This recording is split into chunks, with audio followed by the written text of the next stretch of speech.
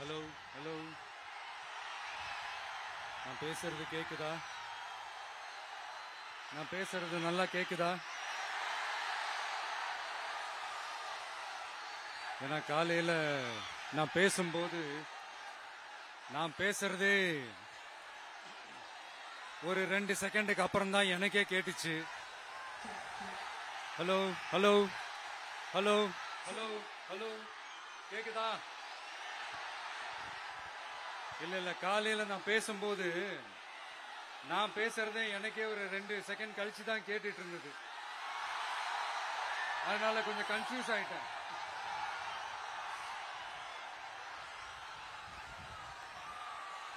Okay, முதல்ல police டிபார்ட்மெண்ட்டுக்கு என்னுடைய மனமார்ந்த நன்றிகள்.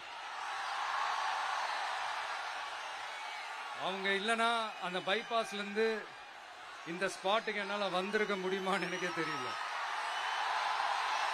So once again, thank you so much.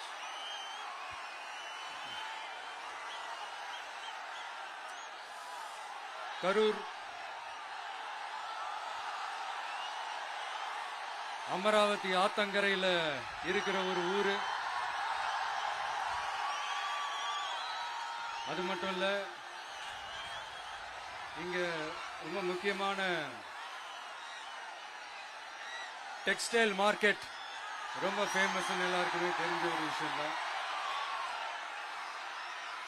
அந்த மாதிரி கரூரை பத்தி பெருமையா சொல்லிக்கிறதுக்கு நிறைய விஷயங்கள் இருக்கு. அதுல எந்த மாற்று கருத்துமே கிடையாது. ஆனா இப்ப ரீசன்ட் டைம்ல பாத்தீங்கன்னா இந்தியாவிலேயே கரூர் அப்படின்னு சொன்னாலே ஒரே ஒரு பேர் தான் ரொம்ப ஃபேமஸா ஜொலிக்குது. அதுக்கு யார் காரணம்?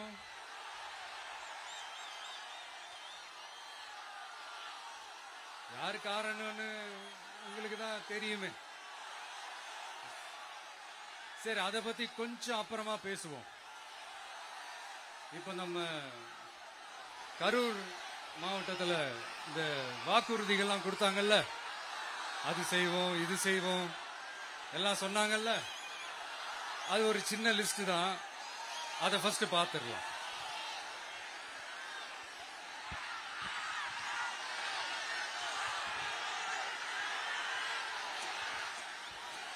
இந்த கரூர் மாவட்டத்தில் இந்த பேரீச்சை வளர்க்க சிறப்பு திட்டம் செயல்படுத்தப்படும்.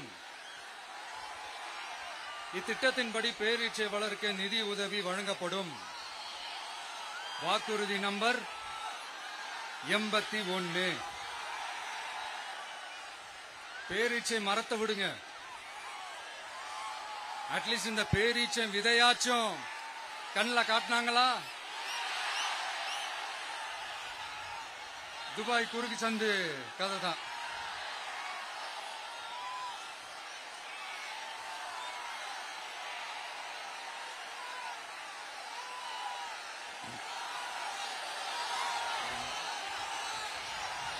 போறீங்களா?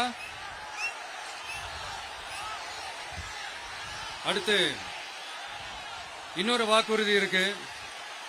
கரூர் விமான நிலையம் அமைக்க நடவடிக்கை எடுக்கப்படும்னு வாக்குறுதி நம்பர் 448. ஆட்சியே முடிய போகுது. 4.5 வருஷம் முடிஞ்சிருச்சு. இப்ப போய் ஒன்றிய அரசு கிட்ட அமைச்சர் போய் கோரிக்கை வைக்கிறாரு. என்னன்னு? ஏர்போர்ட் கட்டணும். ஐயா அமைச்சரே, இதுதான் உங்க டக்கா?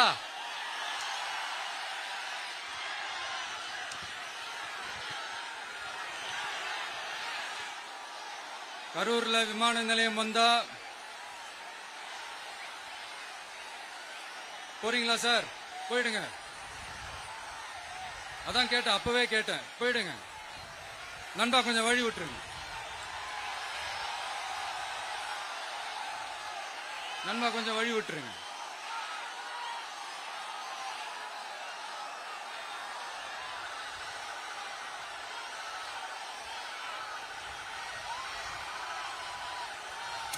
கொஞ்சம் கொஞ்சம் வழி விட்டுருங்க. போயிட்டு போயிடுங்க.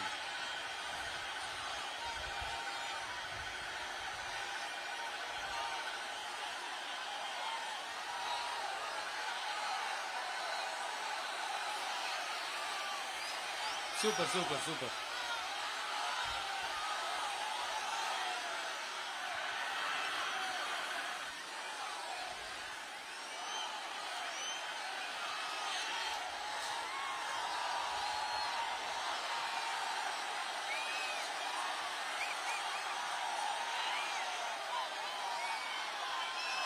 என்னப்பா ஆம்புலன்ஸ்ல நம்ம கொடி இருக்குது?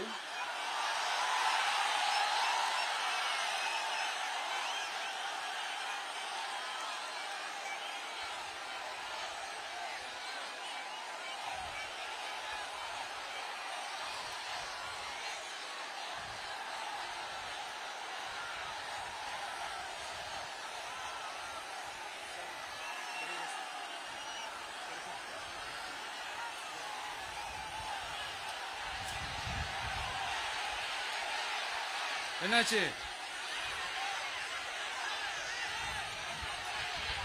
தண்ணி கொடுங்க. தண்ணி பாட்டில் கொடு.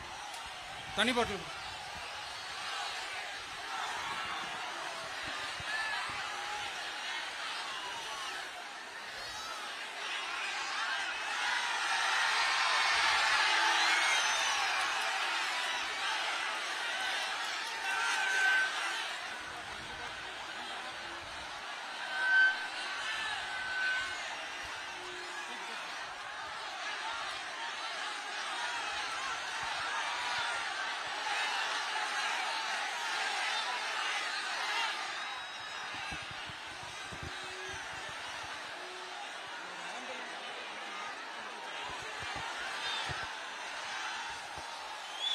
ஜெகதீஷ்,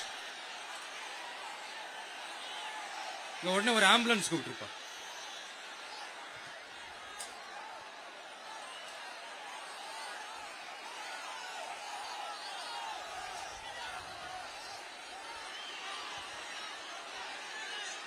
என்ன சொல்றான்?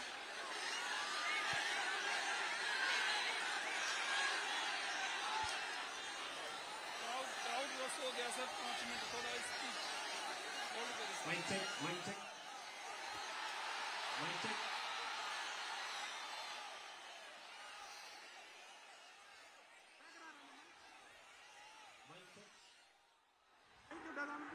வருதா? எப்படி போறது?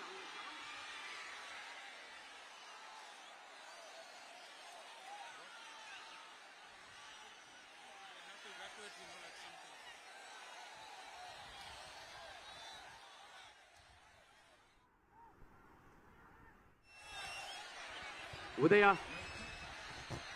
தண்ணி பாட்டில், வாட்டர் பாட்டில்.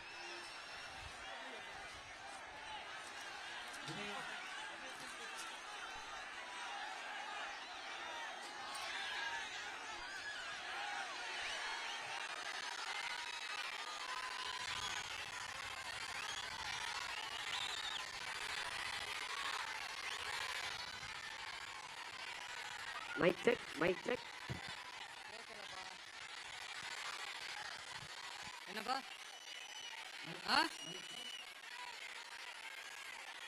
Coming coming coming. ஆம்புலன்ஸ் வருது வருது வருது.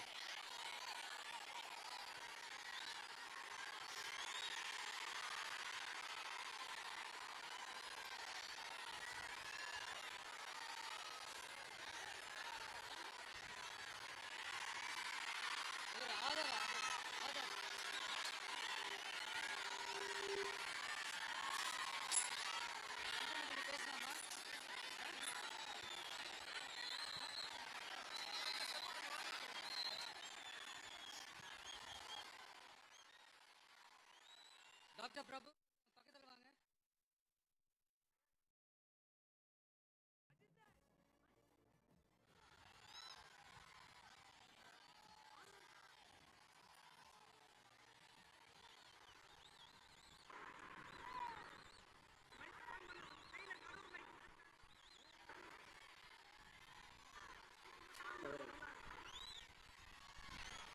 மைக் ஆன் பண்ணுங்க.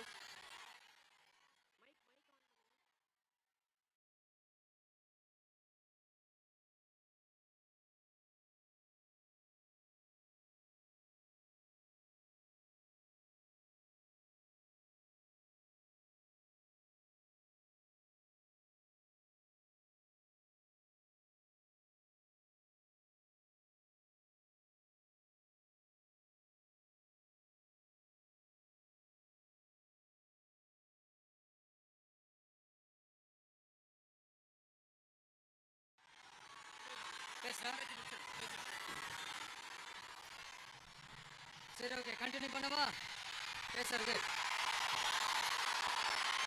நான் வந்து அந்த ஏர்போர்ட் கட்டுறதை பத்தி சொன்னேன் இல்லைங்களா, அது வந்து இங்க கட்டின அந்த அந்த ஜவுளி தொழில்லாம் ரொம்ப நல்லா டெவலப் ஆகுன்றது உண்மையான விஷயம்தான். But at the same time இந்த பரந்தூர் மாதிரியே இந்த மக்கள் பாதிக்காத வண்ணம் அந்த இடங்களா பார்த்து அந்த ஏர்போர்ட் கட்டினா இன்னும் நல்லா இருக்கும். அப்புறம் நம்ம கரூர் பிரச்சனைக்கு வருவோம். இந்த மணல் கொள்ளை தாங்க கரூரோட தீராத தலைவலி. மணல் கொள்ளை கரூரை வறண்ட மாவட்டமாக்கிட்டது மட்டும் இல்லாம சட்டவிரோத கல் குவாரிகள் கரூரின் கனிம வளத்தை அழிச்சுக்கிட்டு இருக்கு. இதுக்கு காரணம் யாரு சிஎம் சார்? 11 மணிக்கு பதவி ஏத்துக்கிட்டா 11:05க்கு மணல் கொள்ளை அடிக்கலாம்னு ஓபனா சொன்னவங்க தானே உங்க ஆளுங்க.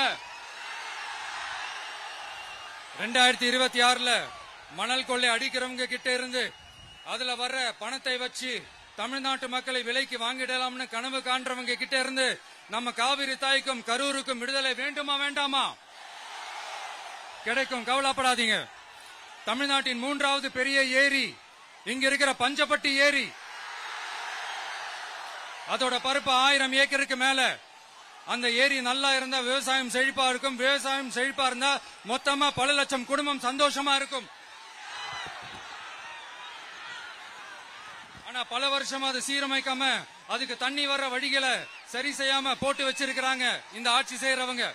நம்ம ஆட்சி, அதாவது உங்க ஆட்சி வரும் அன்னைக்கு இந்த பஞ்சப்பட்டி ஏரிக்கு உயிர் வரும். உங்க முகத்தில் நிம்மதி சந்தோஷம் எல்லாம் திரும்ப வரும். ஜவுளி தொழில் கரூர் நகரை வளர்த்தெடுக்குது. இருந்தாலும் மக்கள் பாதிக்காத வண்ணம் ஜவுளி தொழிற்சாலைகள் இருந்து வெளியேறிய கழிவுகளை சுத்திகரிக்க அறிவியல் பூர்வமான நடவடிக்கைகள் எந்த அரசும் எடுக்கவே இல்லை என்ற கவலை மக்கள் கிட்ட இருக்கு. இதை தீர்க்கக்கூடிய பிரச்சனைகள் எல்லாம் அலசி ஆராய்ந்து உண்மையாகவே நாம அவற்றை முன்னெடுப்போம்.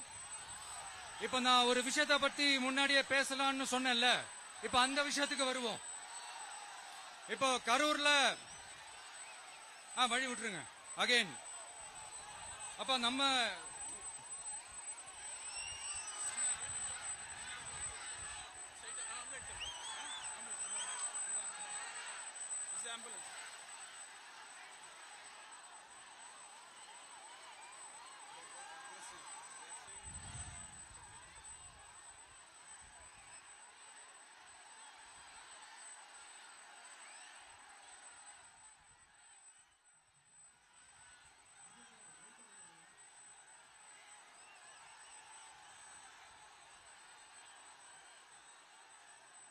கொஞ்சம் வழி விட்டுருங்க நண்பா, ப்ளீஸ் ப்ளீஸ் ப்ளீஸ் கொஞ்சம் வழி விட்டுருங்க.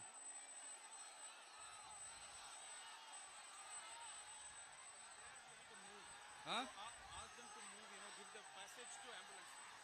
Here there is a lot of people down. They have to take them to ambulance. கொஞ்சம் அந்த வழி விட்டீங்கன்னா அந்த ஆம்புலன்ஸுக்கு அவங்களுக்கு கூட்டிட்டு போகணும். அந்த வழி விட்டுருங்க அப்படியே.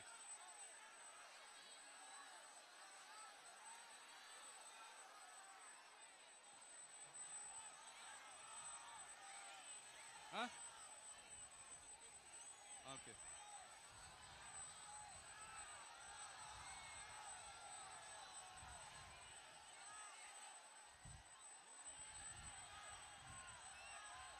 பேசலாமா? கண்டினியூ பண்ணலாமா?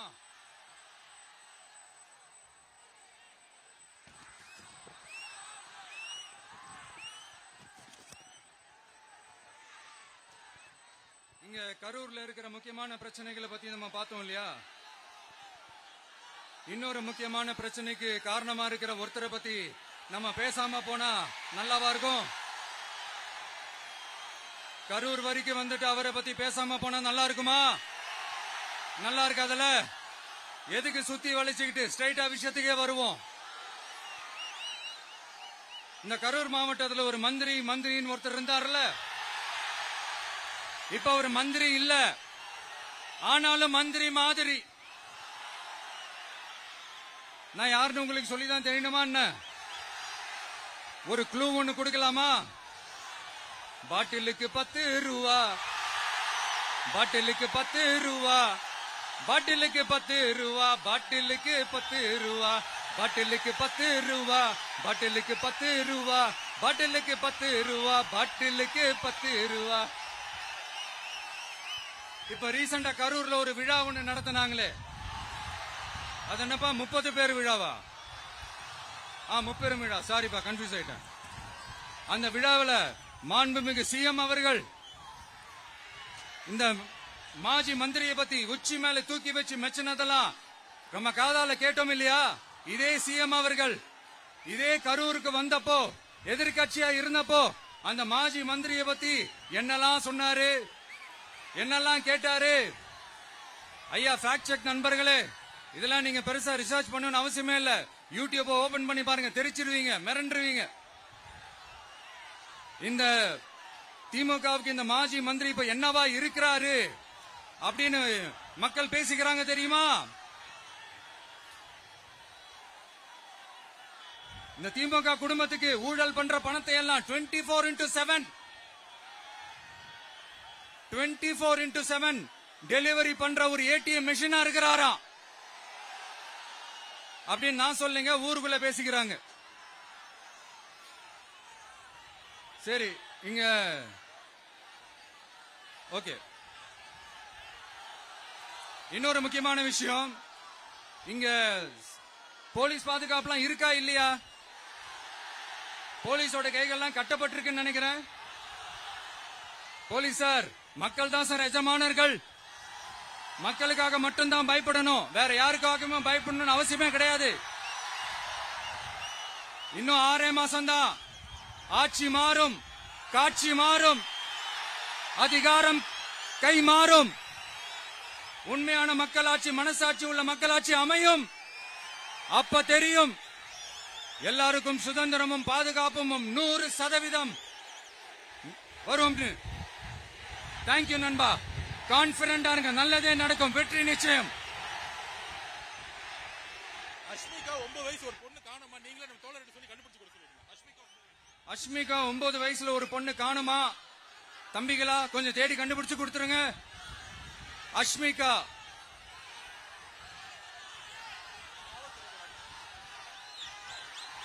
Police sir, please sir, please help sir, please. Thank you நண்பா, thank you. See you all, thank you. கான்பிடண்டா இருங்க, நல்லதே நடக்கும், வெற்றி நிச்சயம். மீண்டும் சந்திக்கும் வரை நன்றி, வணக்கம்.